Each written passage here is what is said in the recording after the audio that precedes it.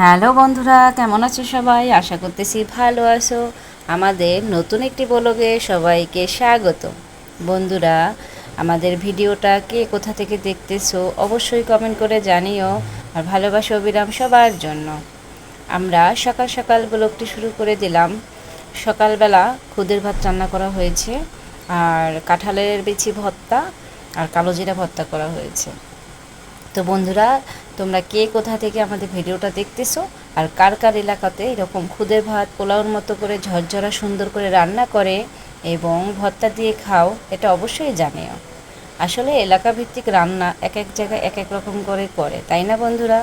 কিন্তু যার যার এলাকার রান্না তার তার কাছে ভীষণ পছন্দ।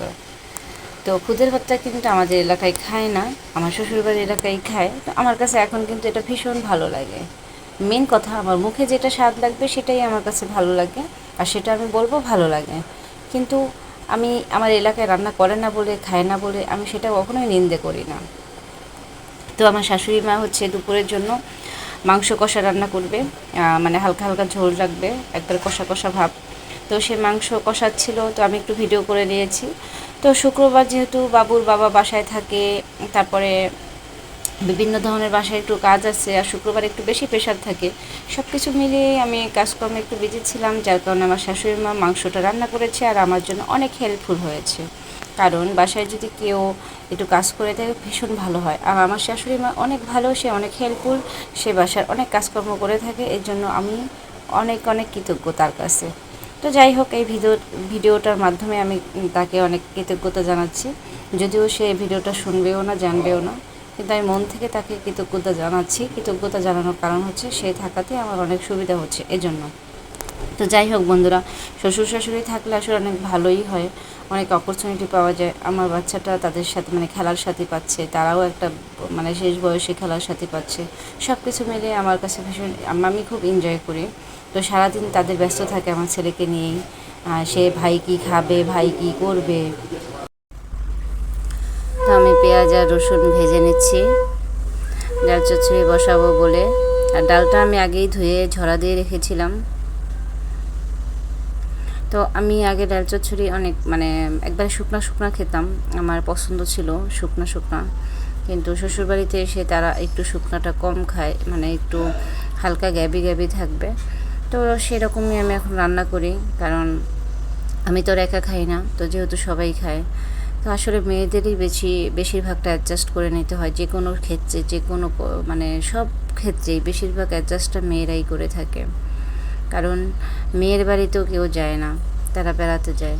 আর একটা মেয়ে যখন একটা পরিবারে আসে, সেই পরিবারের সবাই একরকম যখন থাকে, সে যখন একা থাকে তখন তার সে একার মতো কিছু করা যায় না, তাই না? এই জন্য হচ্ছে তাদের সবার সাথে অ্যাডজাস্টমেন্ট করেই চলতে হয়, অ্যাডজাস্ট করেই নিতে হয়। তো খাবার দাবার থেকে শুরু করে আমি মনে করি অনেক কিছুই এই আসলে এটা করতে হয়। তো তোমরা সবাই ভালো থাকবে, সুস্থ থাকবে, এই কামনা সবসময় করি বন্ধুরা। কারণ আমরা যারা ব্লগ করে থাকি না কেন, আমরা কত পরিশ্রম করি, মানে এটা বলার বিষয় না। ভিডিও করা এমন কি কাজ, এটা অনেকেই বলে থাকে ভিডিও তো ওই যে এরকম করে ছেড়ে দেয়, ভিডিও করে সারাদিন, এটা তো কোনো কাজ নেই, মানে কি করে। তাদের কাছে আসলে এটা অনেক নাথিং বিষয়, এটা কোনো বিষয়ই না ভিডিও করা। আমরা যারা বড় করে থাকি আসলে এইগুলো যে মেনটেন করা, তারপরে ভিডিও করা থেকে শুরু করে ভয়েস দেওয়া থেকে শুরু করে, তারপরে এটা আপলোড করা থেকে শুরু করে ভিউ পাওয়া পর্যন্ত, মানে এটা যে কত বড় একটা ব্যাপার, এটা যারা আমরা কন্টেন্ট ক্রিয়েটার আছি শুধুমাত্র তারাই বুঝি আর তারাই জেনে থাকি যে এটা কত কষ্টকর একটা ব্যাপার। তারপরে এখান থেকে যখন একটা সাকসেস আসে, অটোমেটিক্যালি মানে যে কী ভিতর থেকে আনন্দ অনুভূত হয়, সেই আনন্দটাও আসলে সবাই বুঝতে পারে না। সে ভিডিও করেছে তাই বলে সেখান থেকে কন্টেন্ট মনিটাইজেশন পেয়েছে না কি পেয়েছে তাই বলে এত আনন্দ পাওয়ার কিছু নেই, মানে বিষয়গুলো এরকম হয়ে যায়। মেন কথা তো এটা সে বোঝার মতো ক্ষমতাই নেই কারণ এটা যারা যেটা করে তারাই সেটার মর্মটা বুঝে।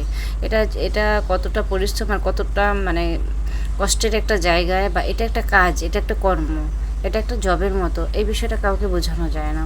কারণ এখানে কিন্তু সময় দিতে হয়, পরিশ্রম দিতে হয়। তো সময় পরিশ্রম না দিলে এখান থেকে কখনোই সফলতা আসে না। শুধু আমি একটা ভিডিও করলাম আর ছেড়ে দিলাম, তাহলে কিন্তু কখনোই সেটা মানে কিছুই হয় না। তো সেই বিষয়টা সবাইকে বোঝানো সম্ভব না। যাই হোক বন্ধুরা, সবাই সবার কথা বলবে, সবাই সবার কর্ম করবে, আমরা আমাদের কর্ম করব। আমরা কারো কথা কান না দিয়ে আমাদের নিজের লক্ষ্যে আমরা স্থির থাকবো, তাহলেই আমাদের সফলতা নিশ্চিত, তাই না? তো একদম রাইট। যারা আমরা ব্লগ করে থাকি তাদের এরকম মাইন্ড না থাকলে কখনোই আমরা সাকসেস হতে পারবো না। সাকসেস হতে গেলে অনেক প্রতিকূলতা আসবেই, অনেক বাধার সম্মুখীন হতেই হবে, কিন্তু সবগুলো পেরিয়ে আমাদের যেতে হবে, তবেই না সফলতা আসবে। কী বলো বন্ধুরা? যখন বুঝবে যে তোমাকে নিয়ে সমালোচনা হচ্ছে, তো অবশ্যই তুমি তোমার পথেই অগ্রসর থাকবে, কখনো সেখান থেকে পিছপা হবে না। যেটা আমি করতেছি সেটাই তোমাদের সাথে শেয়ার করলাম বন্ধুরা। ভালো লাগলে লাইক কমেন্ট শেয়ার করবে, আর পাশে থাকবে, পাশে পাবে সব সময়। তো আমার সকল বন্ধুদেরকে আমি বলবো, তোমরা কখনোই কারো কথাতে মানে পিছপা হবে না, কোথাও থেকে থেমে যাবে না, নিজের লক্ষ্য স্থির রেখে সামনের দিকে এগিয়ে যাবে।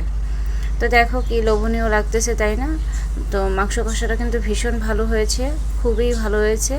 তো আমি যখন খেয়েছিলাম এটা আসলেই অনেক স্বাদ হয়েছিল, আর দেখতেও কিন্তু ভীষণ লোভনীয় লাগতেছে, তাই না বন্ধুরা? তো কমেন্ট করে জানিও কাদের কাছে এটা ভালো লেগেছে আর ভালো লাগেনি। তো ভালো লাগলে লাইক কমেন্ট শেয়ার করবে, আমাদের পাশে থাকবে, সবসময় কিন্তু পাশে পাবে। তো কিছু কিছু ক্ষেত্রে কিন্তু সবারই ভুলভ্রান্তি হয়ে থাকে বন্ধুরা।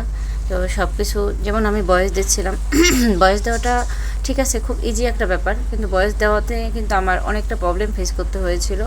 কারণ একবার বিদ্যুৎ চলে গেছে, বিদ্যুৎ আসছে, তারপরে পাশ দিয়ে মানুষ হেঁটে যাচ্ছিল, তাদের কথা সব কিছু মিলিয়েই মানে এগুলো আসলে যে কতটা সমস্যার সম্মুখীন, সেটা আসলে যারা আমরা ব্লগ করি তারাই একমাত্র বুঝবো। তো দেখো আমি লবণ ভেজে নিয়েছিলাম। তো যেহেতু কাঁচা লবণটা খাওয়াটা বেশি একটা ভালো না, আর এক্সট্রা লবণ খেতে হয়, তো এর জন্য আমি কাঁচা লবণ ভেজে সুন্দর করে ভেজে নেই, এপাশ ওপাশ খুব অনেকক্ষণ ধরে সুন্দর করে ভেজে নেই। তো ভেজে নিয়ে সেটা আমি সুন্দর করে মানে ঠান্ডা করে নিই। ঠান্ডা করে দেন আমি একটা কাঁচের বোতলে করে রেখে দিই। তারপরে সেটা মানে যখন যেটা লাগে, সবসময় তো লাগে না, কিছু কিছু সময় লাগে, তখন সেটা ব্যবহার করা হয়। তো কারা কারা এরকম পদ্ধতি অবলম্বন করো অবশ্যই জানিও তোমরা। তো ভালো থাকবে, সুস্থ থাকবে, এই কামনা রইল। আর আমরা যারা এসব বা ব্লগ করে থাকি, এরকম কাজ করে থাকি, সবাইকে বলবো, কেউ কখনো কারো কথায় কষ্ট পেও না, দুঃখ পেও না, কেউ হাল ছেড়ো না।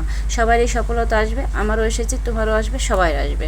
আর সবাই একসাথে এগিয়ে যাব হাতে হাত রেখে। কী বলো বন্ধুরা?